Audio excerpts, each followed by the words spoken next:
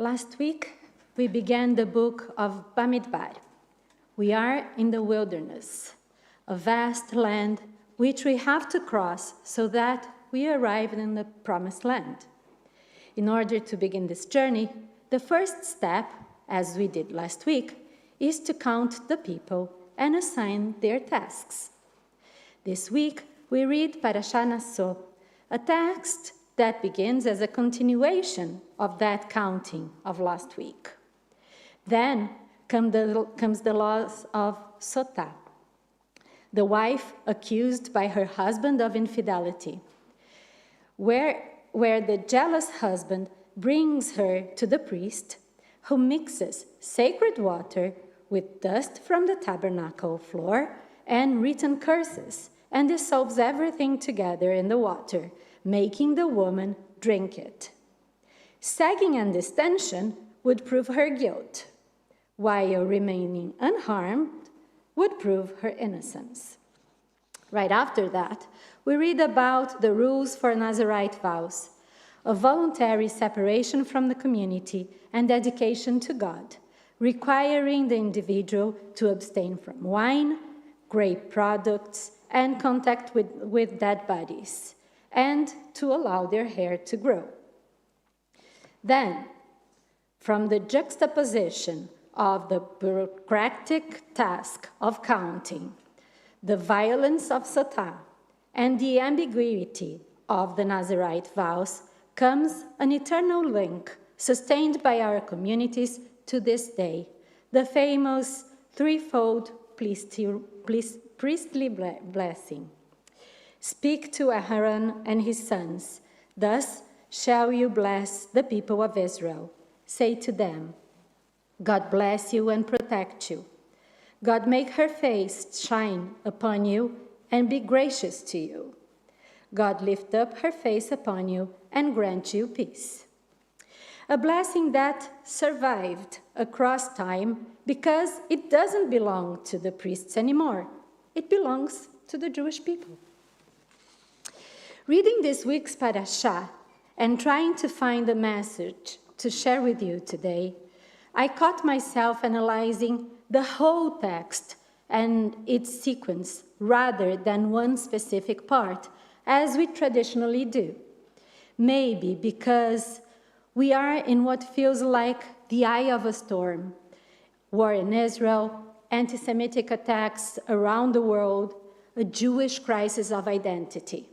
It feels difficult to be a Jew nowadays, and it is painful for all of us.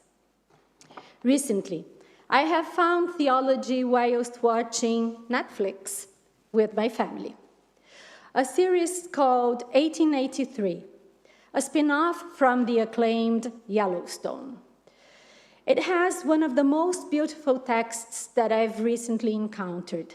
It tells the story of settlers trying to get to Oregon in a caravan of wagons, a journey that resembles in so many ways the one our ancestors made crossing the desert. The unknown, tough conditions, new rules to live by, fragility, fight, death. In their wilderness, the reflections in the voices of women bring theology in form of poetry, a theology that resonates with me, not only because it comes through voices of women, but also because it's connected to the land and to nature. Two recent reflections stayed engraved in my mind. The first says, I think heaven's right here, so is hell. One person can be walking the clouds right next to someone enduring eternal damnation, and God is the land. And the second, I didn't have the heart to tell her there's no heaven to go, because we are in it already. We are in hell too.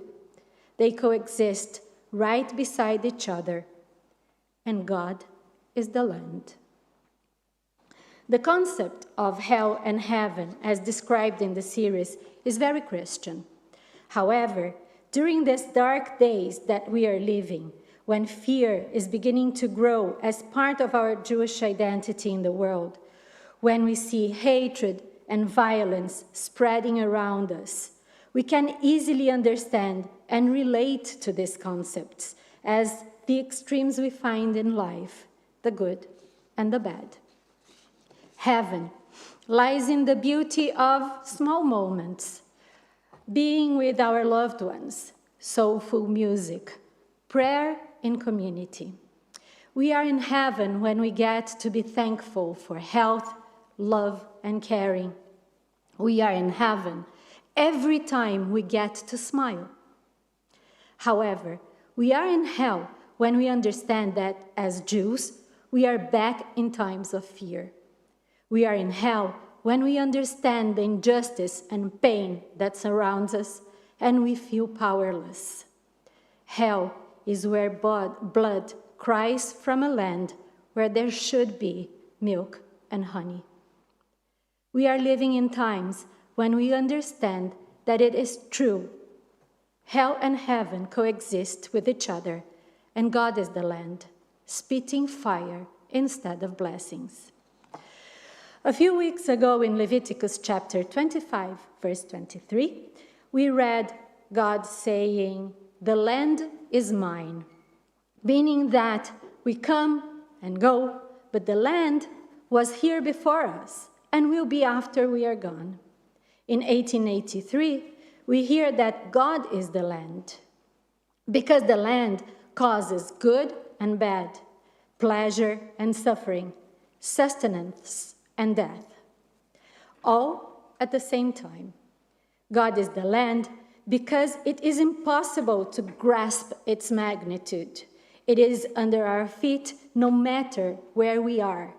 It is part of who we are, and we are part of what it is, everywhere and always.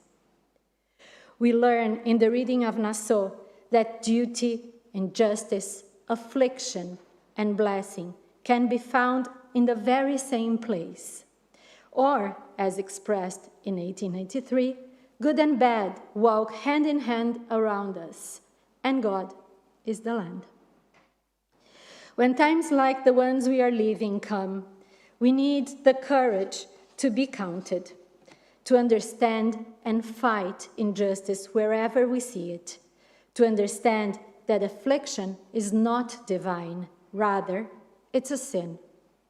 For that, we need a growing blessing, a blessing that begins with 3 words, grows into 5, and then into 7, a blessing that shines grace into our faces, that grants us protection, and ends with perfection, holiness, peace.